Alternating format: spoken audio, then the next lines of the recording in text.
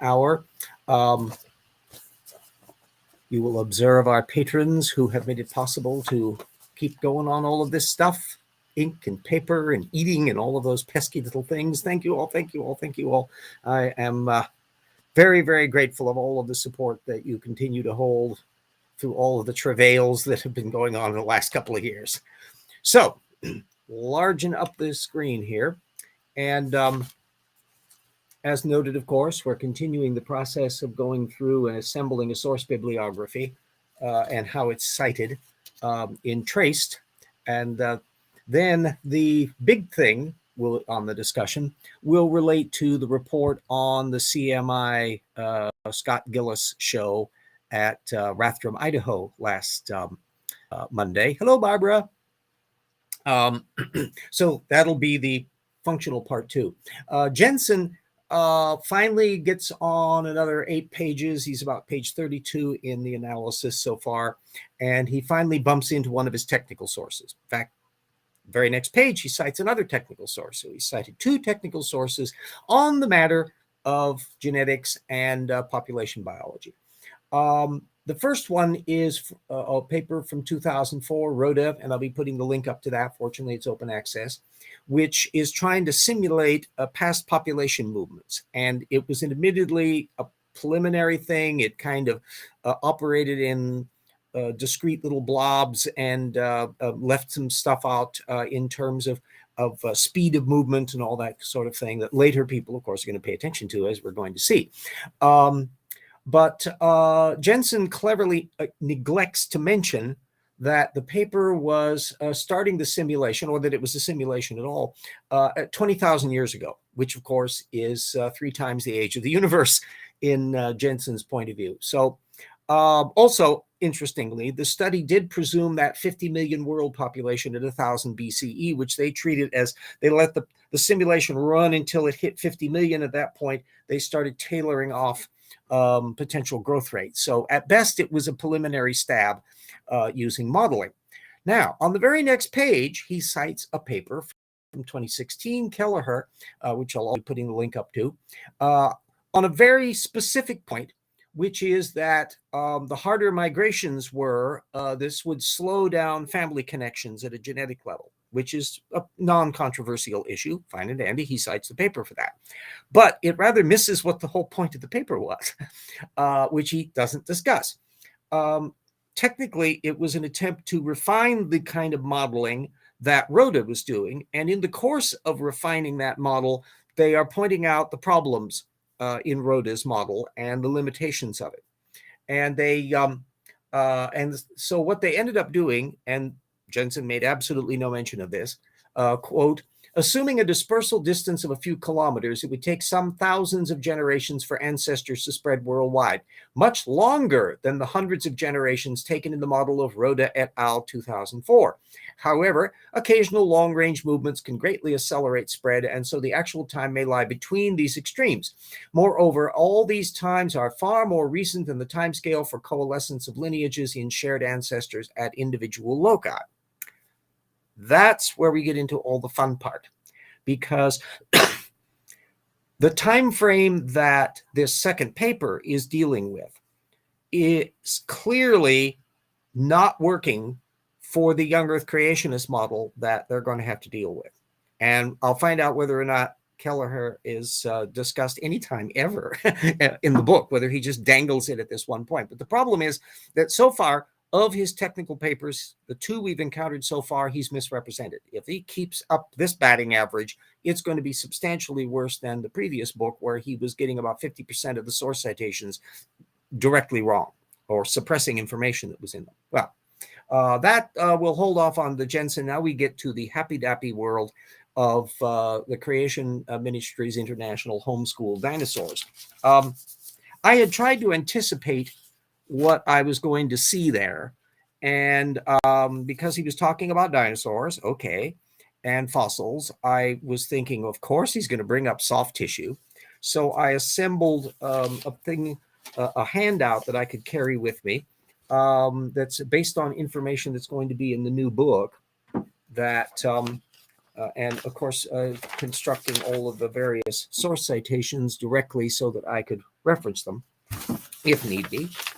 And a little bit of the comments and stuff to jog my memory, because I had isolated quite a few examples of material where creationists were directly misrepresenting the sources. And so I wanted to be able to deal with that practically. I was also figuring that he would have some kind of an issue about when the flood took place.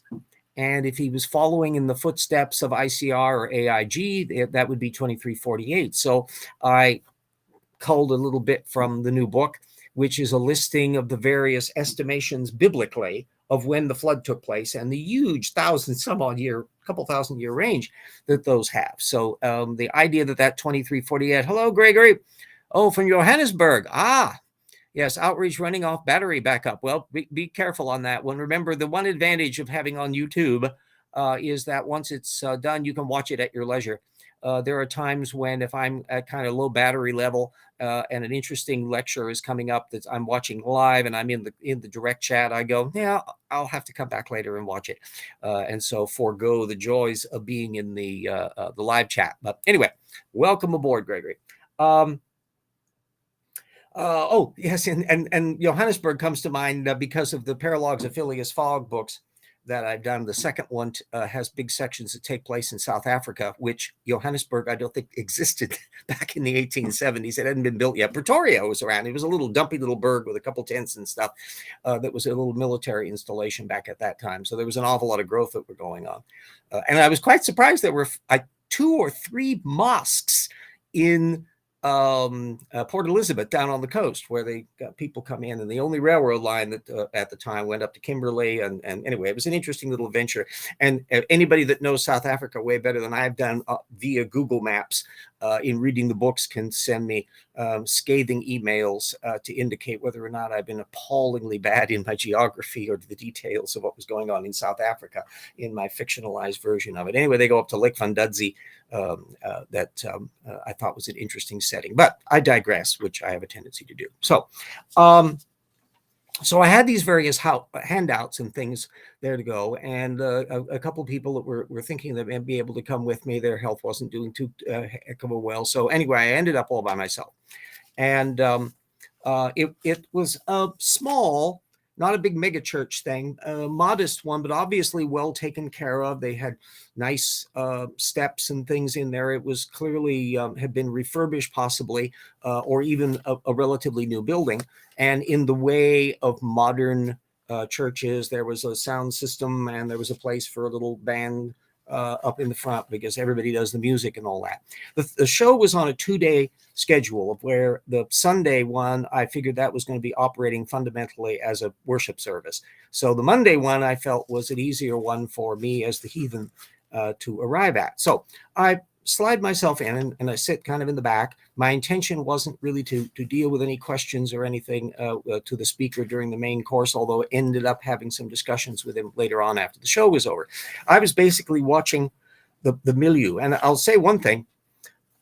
Everybody was amiable, very friendly. They were very family oriented. They were very kind. One of the ladies has a wheelchair, and they were making a point of making sure that she was comfortable. And there were kids, all that were coming, because it turned out that this was aimed at a homeschooling audience. And so there were an awful lot of kids that were in the homeschooling environment that clearly CMI was hoping to be able to sell the various products, where they had a whole slew of kids creationist books that I would have loved to have picked up.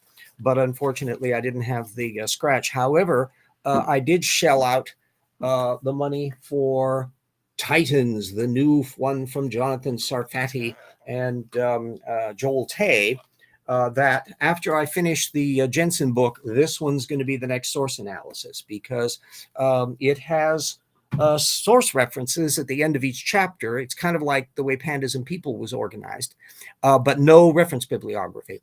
1886, the biggest inland port. Yes. That's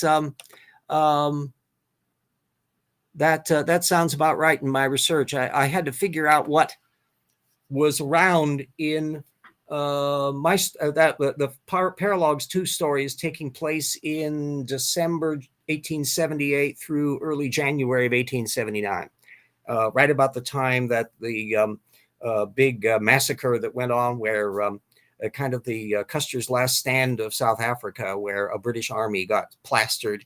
And like Custer's stand here in the United States, it ended up being a Pyrrhic victory, because the powers that be actually ended up being much more ruthless after that. So there were kind of parallels that I thought was, that doesn't directly figure in the story, although the time frame relates. It's a fun fact that this battle that took place farther south with the Zulu took place during a total eclipse. Right in the middle of the ballot, the sun disappears. And so I kind of play off of some of that detailing as to where the eclipse. I had to find out what the path of the totality was, because Lake Fundudzi is actually a tad bit farther north, so it would have dimmed. It would be probably not unlike the last eclipse that we had, the one that was so very prominent in the southwest or southeast United States, that we just got an edge of the penumbra here in Spokane. And I suspect that slight dimming quality was what was going on in Lake Fundudzi. I digress again. Anyway, so I sit down and I'm watching everybody. First of all, I was curious. I made no secret of, I introduced myself to some people I bumped into. I pointed out that I was a non-believer and I was there to study the thing. So I was making no pretenses at being part of the flock. I was curious to see, given the fact that it was a church group, how would anyone notice that I wasn't a member of the flock?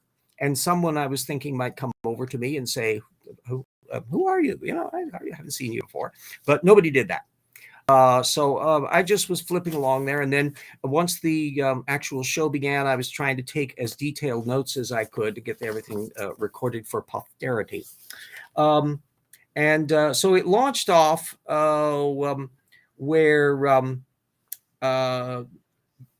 before the talk, Gillis briefly informed him that I was a heathen and all that. So he knew my context and all that. And he has this kind of curious reaction, which turned out to be his standard one, where he would just go, okay. And it turns out he has not the most vividly good at apologetic jousting.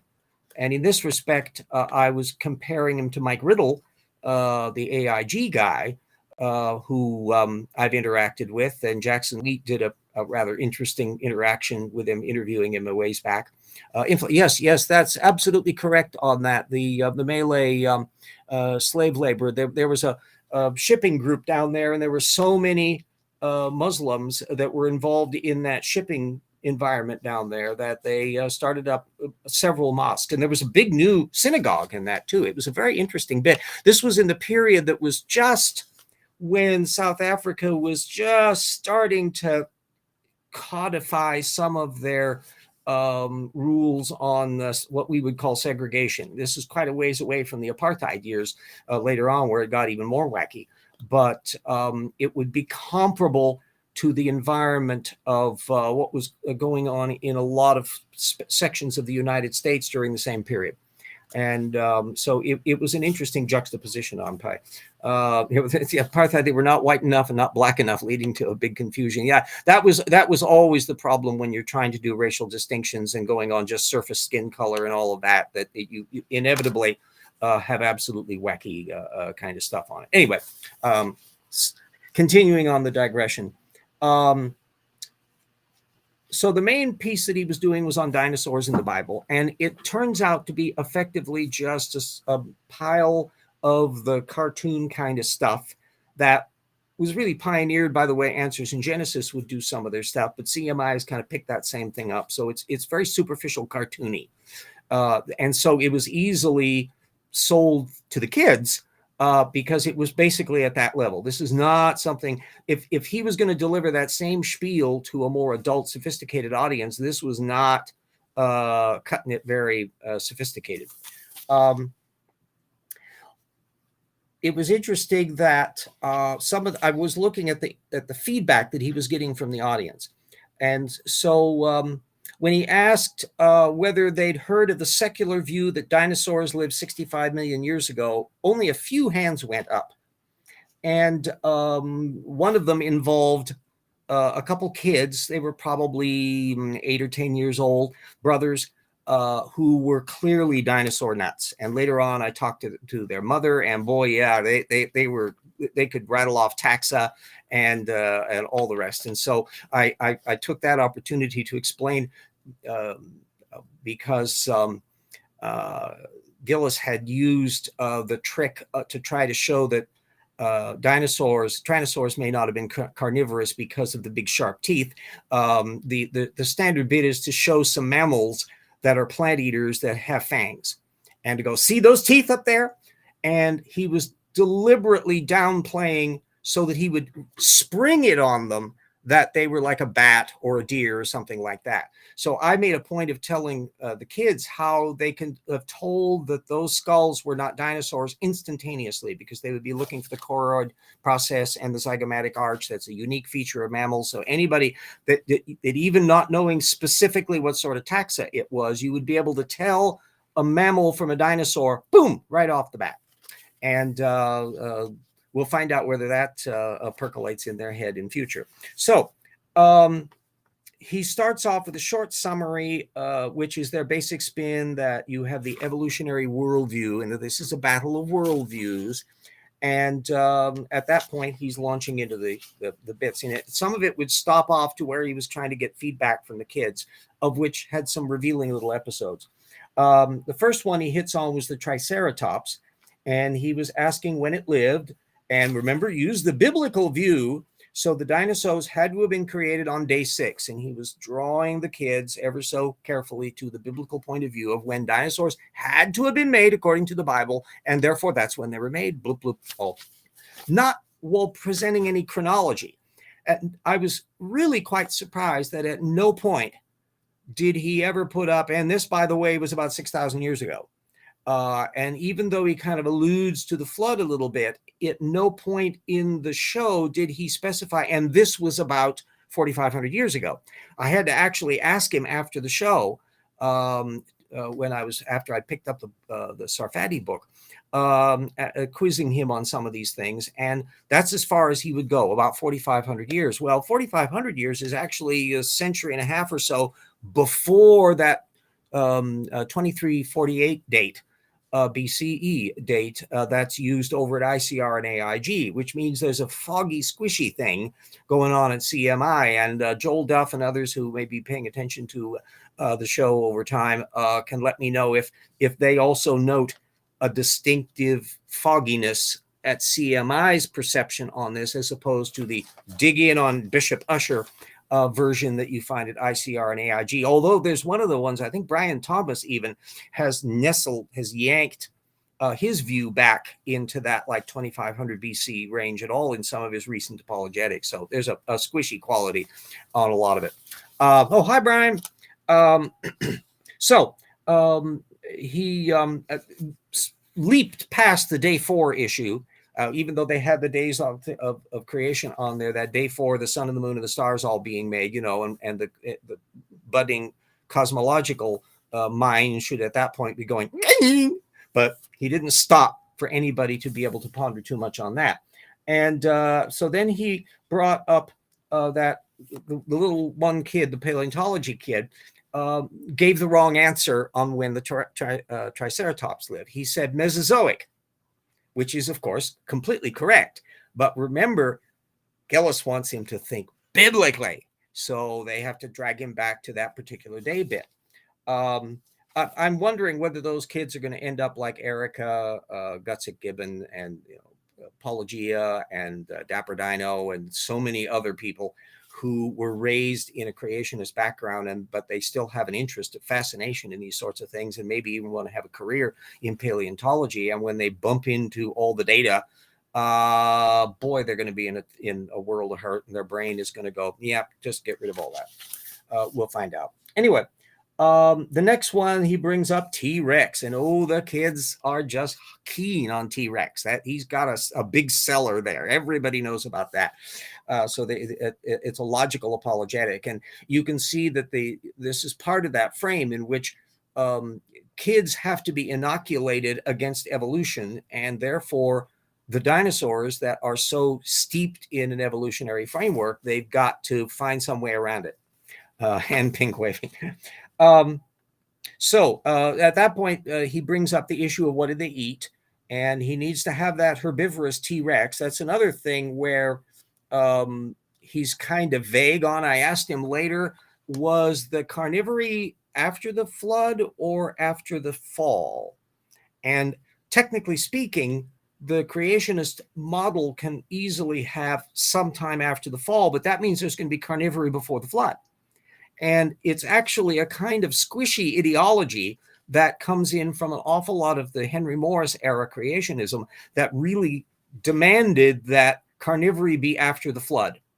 And so once everything's settled down and the rainbow comes out and everything's fine, and that's when Red in Tooth and Claw comes out. So that the whole pre-flood world was effectively a world of herbivores. Well, we now know, and the creationists are well aware of this. There's a lot of goalpost moving that's been going on in the creationist movement at ICR, AIG, all over the place, to where they are acknowledging, yeah, there are existent incidents of carnivorous behavior in the fossil record, which means it was taking place prior to the flood, because the flood is the record of the critters that lived before the flood, right? Bingo.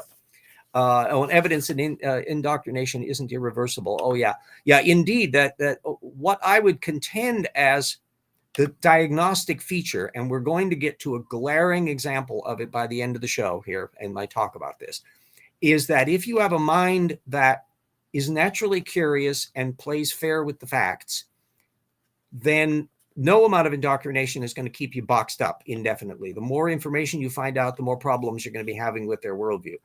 If you don't have a mind that needs to do that, it just stays under the Tortugan mind shell, then bingo, they have no problems at all. And alas, I encountered a genuinely sad example of that at the end of the thing, which I'll clarify in a bit. So anyway, Gillis joked about that the T-Rex was herbivorous, so it wasn't munching on brachiosaurs or mammoth steaks or anything like that. He then does the shtick about the mammal skulls. He brings up a bat and a deer and all that, Chinese water deer. These are all examples that have been brought out in the various apologetics. I think some of this stuff even was in Ken Ham books from 25 years ago. So this is some very traditional lore that's kind of filtered through on here. And he brings up pandas and various other things, and literally shows a picture of in their cartoon bit of a T-Rex eating a melon, great big watermelon thing, stuck in its mouth. Now, anybody that knows how critters eat realizes that those serrated steak knives that are the entire tooth battery in a tyrannosaur are not terribly good for munching plant material. And that's why when you look at your little bat and you're looking at your deer and all the rest, you would immediately see those molars behind there, which is what it uses to eat stuff with. And there are no such molars in tyrannosaurs. Does Gillis point any of this out, give an anatomical lesson to make it clear? No. He's trying to lead the kids into the mythology. Yeah. Hang on. Started to watch a show supposedly on archaeology, started out with what the Bible says, went downhill from there. Yeah, you have to remember that there is an enormous apologetic to defend the biblical history part. And remember, the Bible does bump into the historical realm. By the time you get down to the Davidic kingdom and that, when you're down in the post-Exodus period in 1100 and down into the below 1000 BCE and all of that, that you've got a historical record, and people are talking about the Israelis, and they're mentioning kingdoms back and forth, and you've got stuff that's much more grounded. And the creationist worldview wants that area really solidly confirmed, and therefore that can be used as leverage to indicate the rest of the Bible's true too, because it has a grounded history. And also you have quite a lot of apologetics that relates to trying to anchor both the Exodus and the Christian period when Jesus is coming along the line, which is actually a tougher road to hoe as we get into that little period, where basically you're only talking about the fragmentary material that it's popping up as the Christian church is developing, but the forensic details of what's going on other than the gospel accounts and the various apocrypha that percolate up over centuries after that make, from a historian's point of view, a mess to try to get a clear picture of. And you don't have a lot of the archaeological background material that you would be having. But anyway, that's a side. Yes, melons. So he then brings up the question, were dinosaurs on Noah's Ark? And of course, that was a great big yes.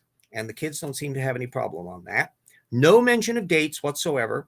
And interestingly, he uses that box style ark, not the super tanker ark design that the Ark Encounter has. And then later on, when I was asking him about why these choice of illustrations, I could tell that there was a deep antipathy between his CMI and Answers in Genesis, that he just cringed at the prospects of, I think hell would freeze over before a CMI apologist would pick up a picture of the Ark Encounter and use it as part of their gifts.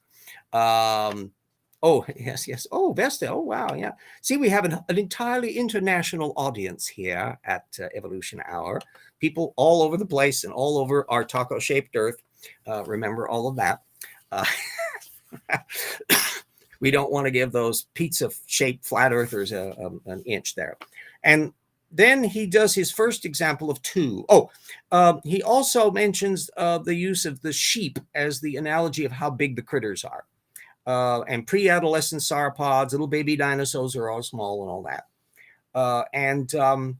Then he authority quotes Jack Horner on cutting down the number of dinosaur species. And so he thinks is arguing that there may be only 700 species of dinosaurs. No mention whatsoever that Horner would not have accepted any of the young Earth creationist stuff with the flood geology material and would feel offended by that. That's the second, the first of two science name dropping that he does. The other one being Mary Schweitzer, which he kind of alluded to more directly, apparently, in the speech from the day before, but kind of glances past it in a hurry with a little slide in this secondary show. So how many kinds are there total on the Ark?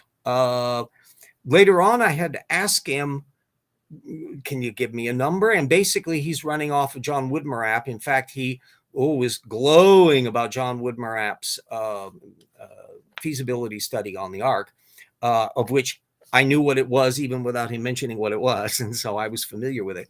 But that's running in the tens of thousands of species or of kinds, which is a big number to squeeze onto the Ark. That makes the Ark Encounter unique in whittling it down to that much more manageable but really small 1400 number, which I now have that master listing, and I'm also going through to gradually do a cross-referencing to find out a complete list of the extinct mammal kinds and a few things like this. Yes.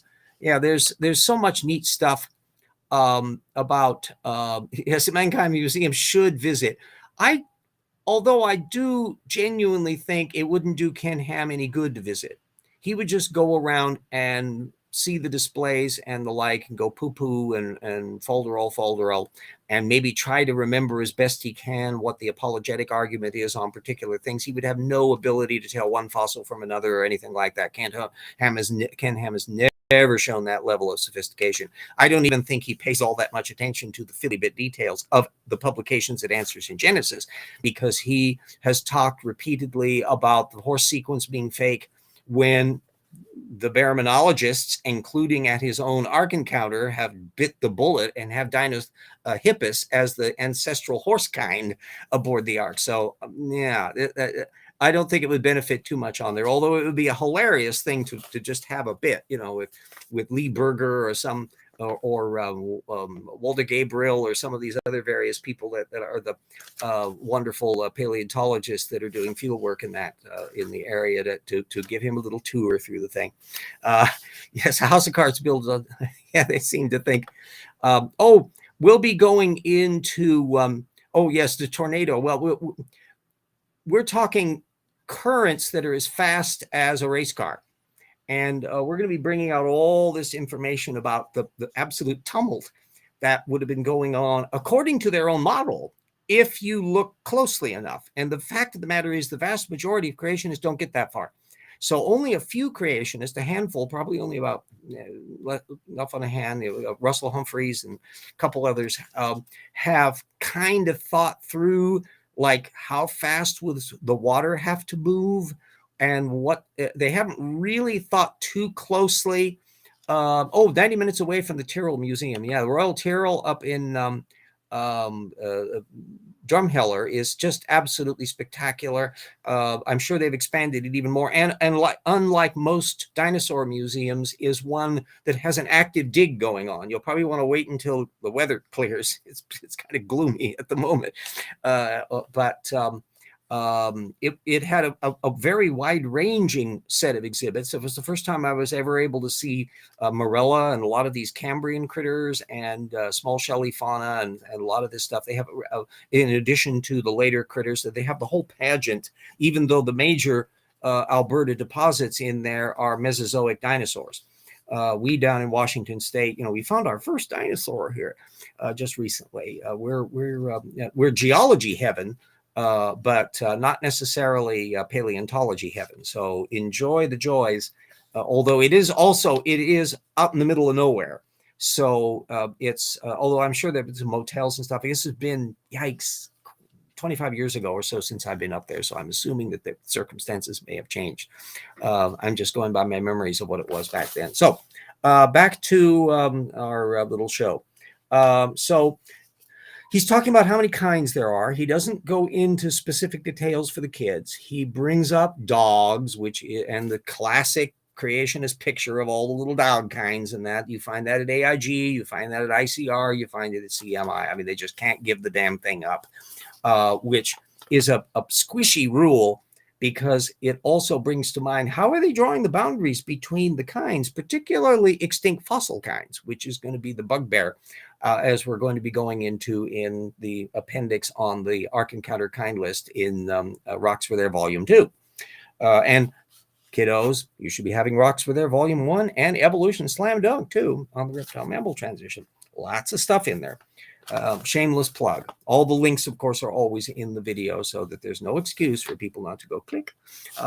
Or if you don't like Amazon, go to your local bookstore, and they theoretically should be able to order it as well. It may take a little longer than Amazon rocketing it out to you, but still, in the end, it's and also consider not only copies as gifts for friends and the like, but also for your local library.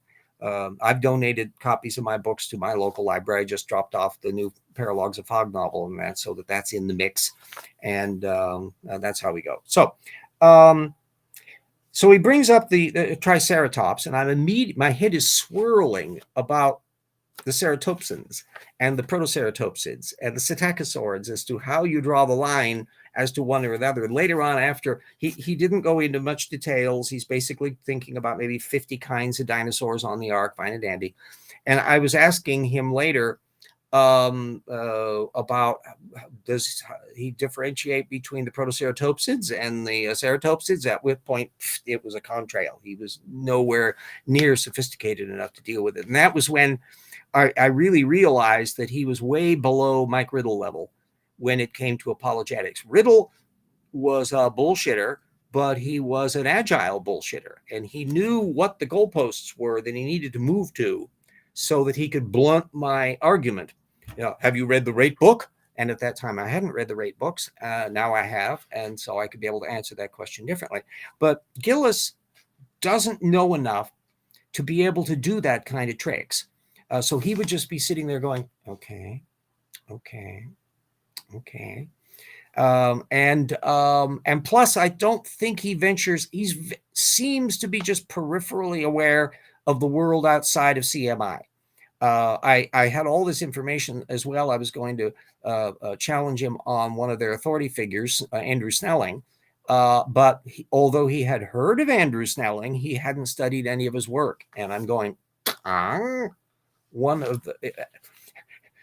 You got Andrew Snelling, and you've got Woodmarapp and Ord, and you've got Tim Clary and this other bunch that are the geological groupies in the creationist movement, and Snelling is so high up the food chain for creationism that really blew me away when he indicated that he hadn't really studied any of that. So I was thinking, hello, Command Cyborg.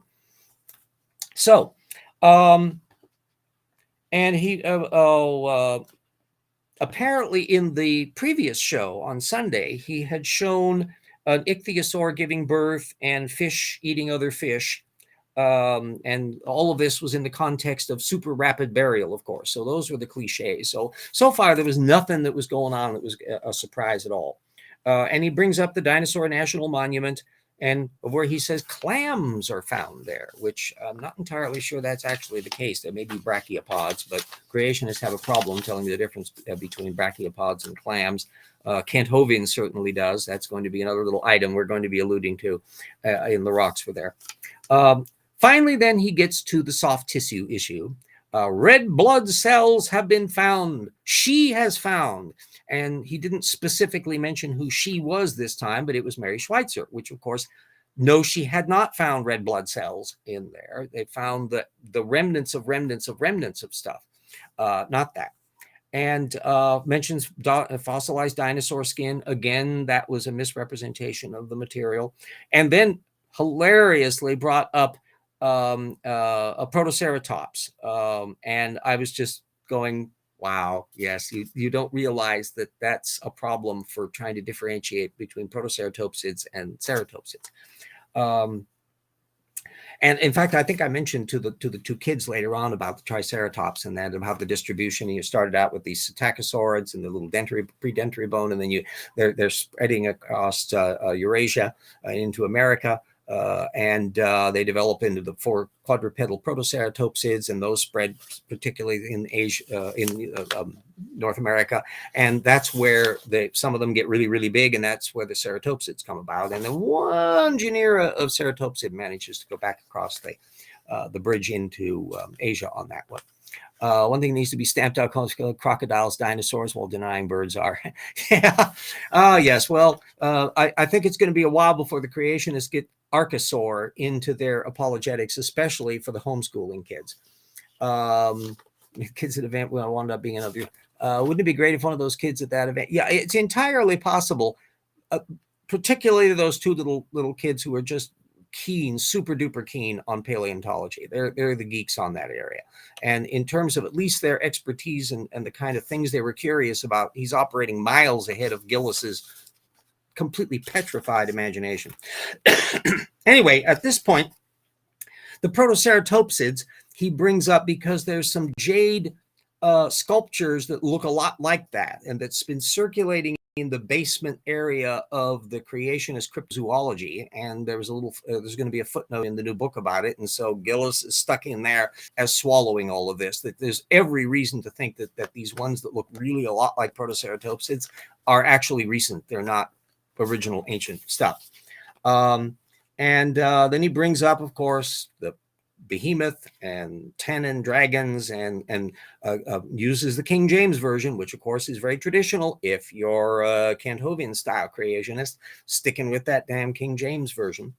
And then he does just a laundry list of relatively rapid slides of he says 1,000 historical accounts of dragons, and he goes off on the Dracorex fossil that looks very dragony, at least a modern version. It's ironic, and we'll be alluding to it in the new book, that people have traced the depictions of dragons, have shown that the more dinosaur paleontology that's done, the greater the tendency is to change the depiction of the dragons to match the dinosaurs, which is what's been happening over the last half century or so.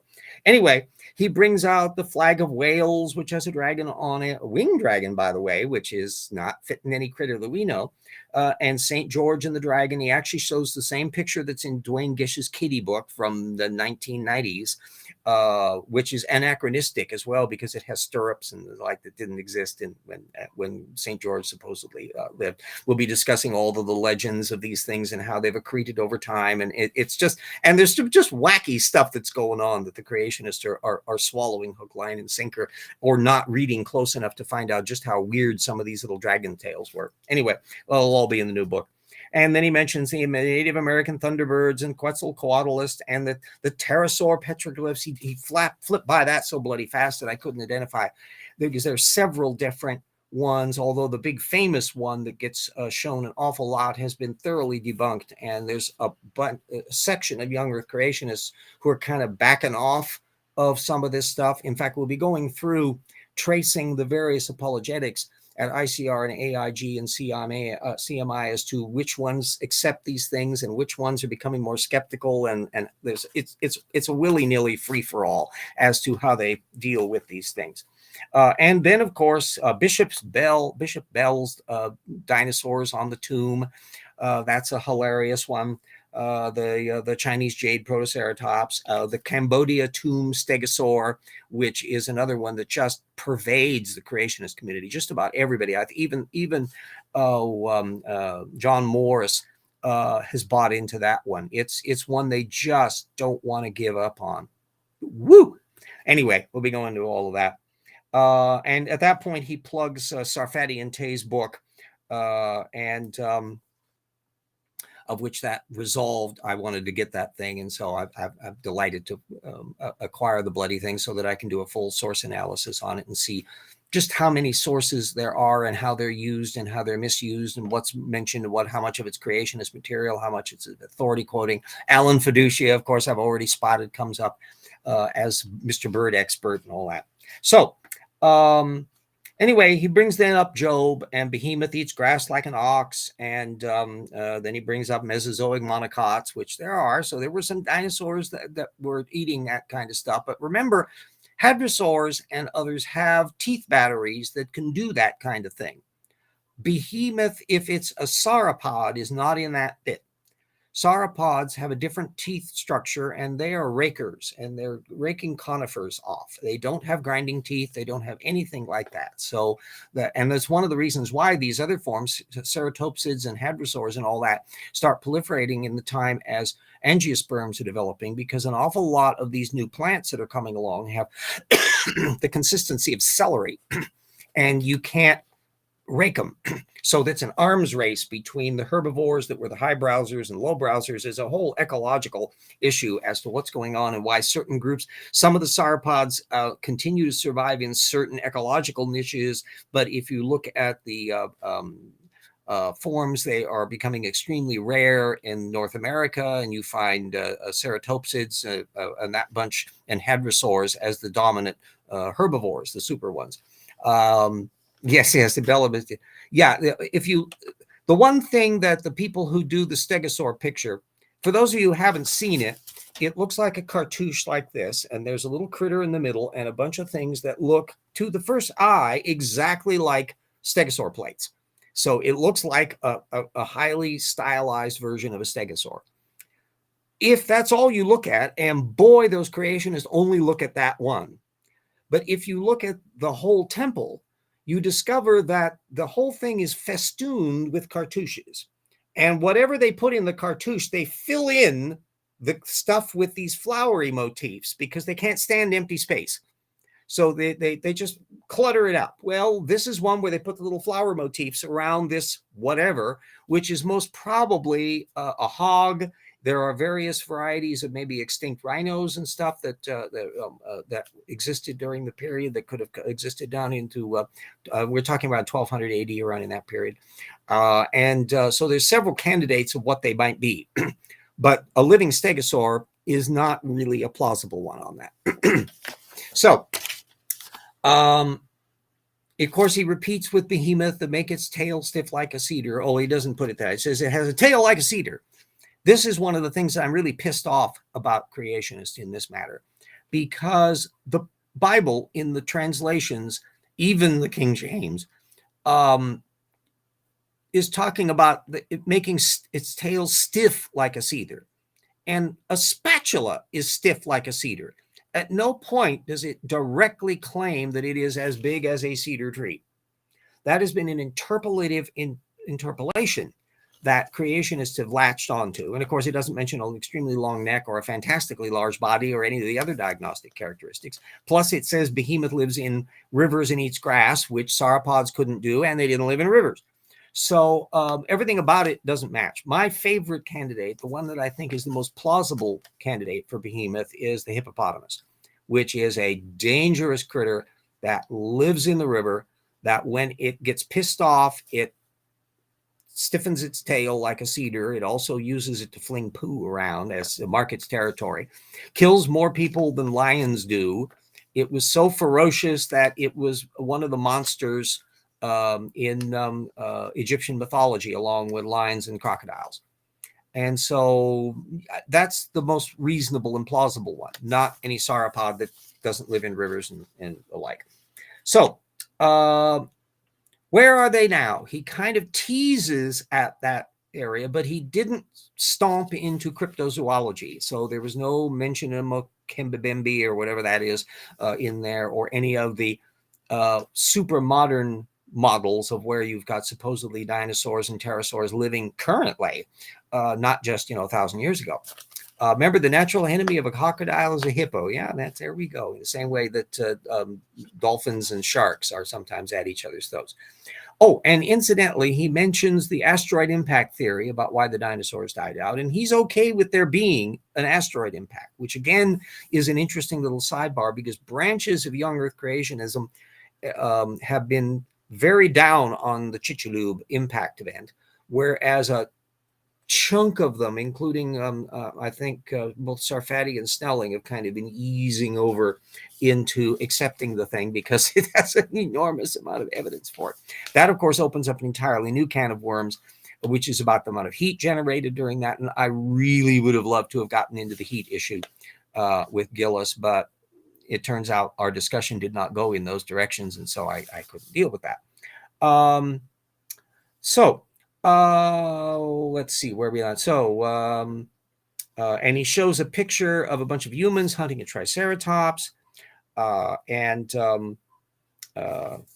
then he fields the answers books. Apparently, quite a few of the old answers books things have been recycled as CMI properties. So this, in the divorce settlement between AIG and CMI, they've had kind of a mixed structure on here, and he hints that carnivory is post-flood, but he doesn't really belabor the point too much, and he kind of wiffle-waffled on that later on when I discussed it with him. And mentions Noah's Ark, Woodmaraps, a feasibility study. He just mentions it as a feasibility study. He didn't mention it by name, and so, but I knew what the hell he was talking about. And so then he gets into his lecture is actually done at that point. It wasn't a terribly long one, maybe about 45 minutes, and so he then goes into Q&A. And the kids are actually asking some fun stuff.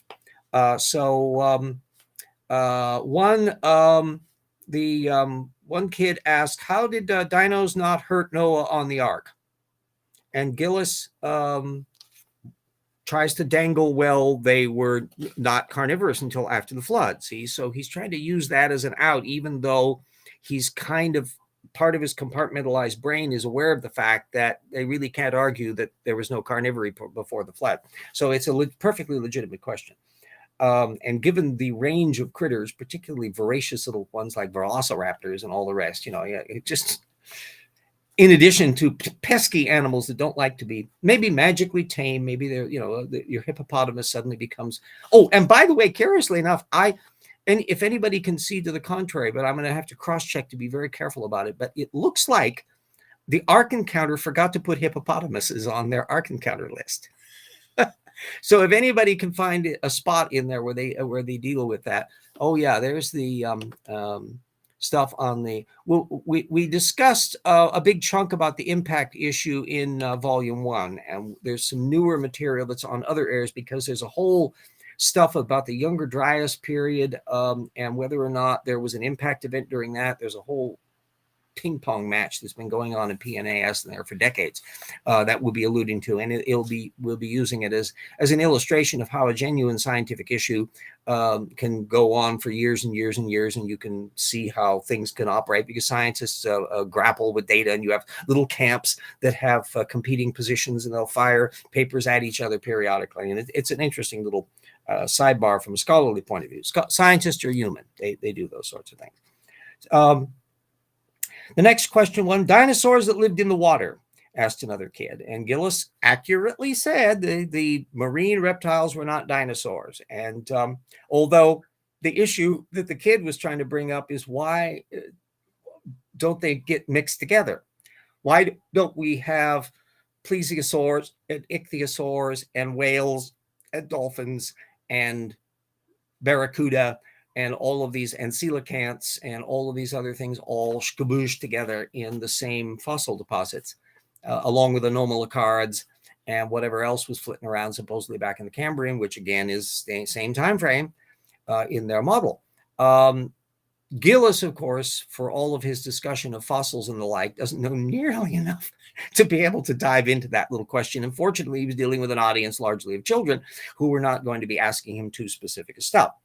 And then a third questioner, water animals not on the ark. And that was the little Mesozoic kid, the kid who had brought up the Mesozoic. He was asking about that one, and Gillis kind of flitted around that.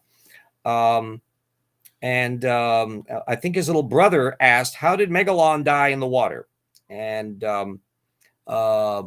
their catch-all flood takes care of that. But there again, you can see their kid mind is looking that they know these critters lived in the seas in the past.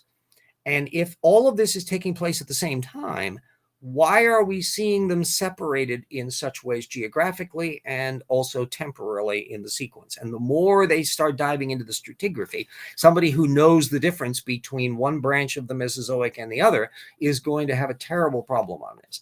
And if they start diving too much into it, and in fact, I asked Gillis afterward, when does they put the flood boundary? And he coyly said that he was aware of the fact that there were creationists who were putting it after the Cretaceous, but he was basically waffling on the subject. This was just a fellow who was not a font of information. Question number 5, did any other animals go extinct? And here is where Gillis had to do some tap dancing. And he says, millions of species went extinct. Well, la-di-da. So the ark was really not all that good at preserving animals, and spoiler alert, by the Ark Encounter approach, 54% of the animals on board the Ark die out by their own model. So clearly, the idea that you put the critters, you go to all the trouble of sticking the created kinds on the Ark, only for most of them to disappear afterwards. Is someone have bad planning here? Typically, the creationists are not thinking this through tightly enough to do it. The Ark Encounter people aren't, and certainly Gillis isn't doing it. So now we're getting down to the end. By this time, the show was over, and he was out to sell his books, and I bought a copy of this. And if I'd had a hell of a lot more cash available, I would have wanted to have picked up all those cute little kids' books to be able to look at them for their educational value. But it'll be functionally, I think, no difference in kind from the stuff Duane Gish was putting out 30 years ago. So I don't know on that. Yeah, good old, yes, the whole impact issue and the dynamics of it and how much energy is put out and how much they ejected they throw. Apparently, no matter what direction an impact event comes in, it still produces a round crater. Joel Duff was doing a little piece on that just a little bit ago. Anyway, here's where we get into what I regard as a rather sad moment. The pleasant, ebullient associate of the preacher there, who was very kind, made a point about the lady in the wheelchair and all that. And he was there with some of his kids, including one who was an older teenager. And I was getting into a little discussion with him because other people wanted to talk to Gillis, and I understood that. So I kind of moved off and I was having a little discussion on it. And I was mentioning the soft tissues and how I would have liked to have gone into more detail on the thing.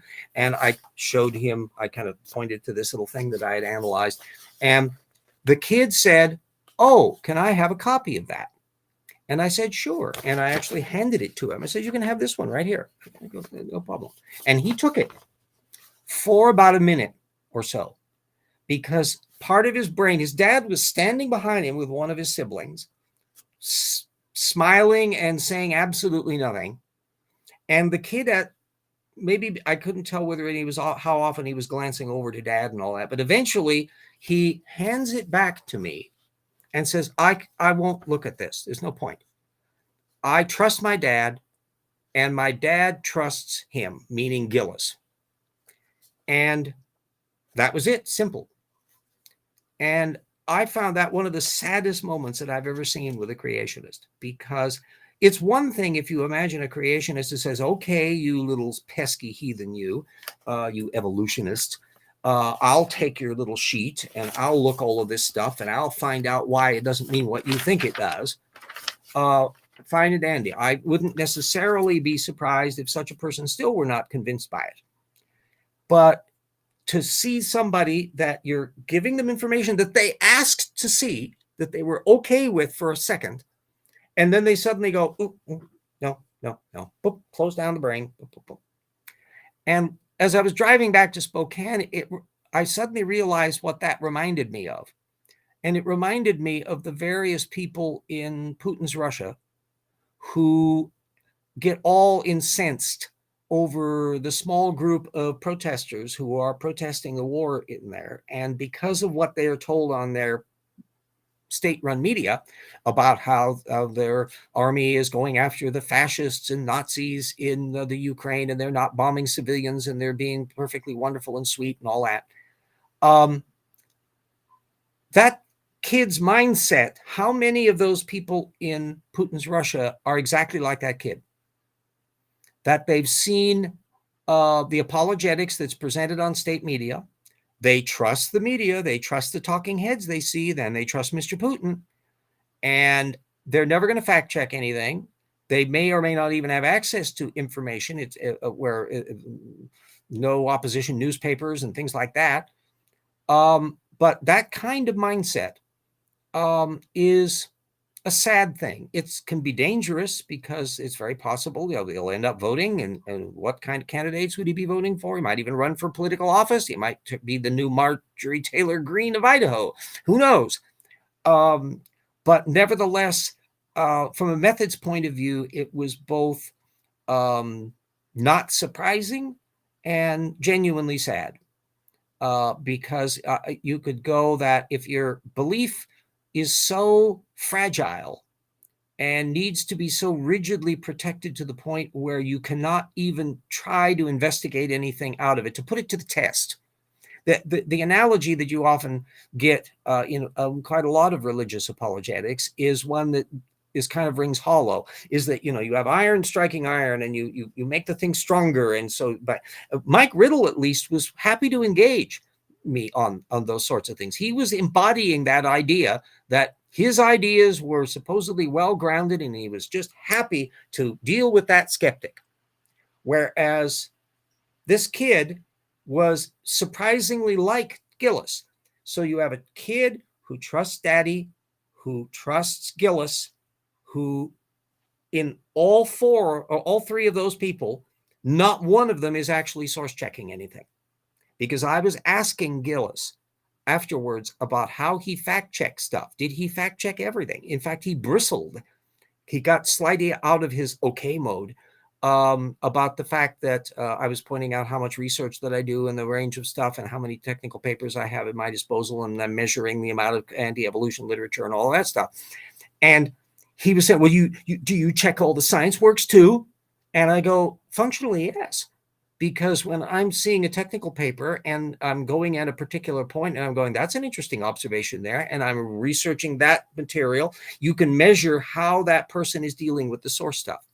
But if Gillis has never really done source analysis ever, he doesn't look the gift horses in the mouth. All he's doing is studying the PowerPoint cartoons that he's going to be presenting and having his patter down and being affable and pleasant within that framework. But he's put no more thought in it than the dad did or the kid. That's what I think is going on.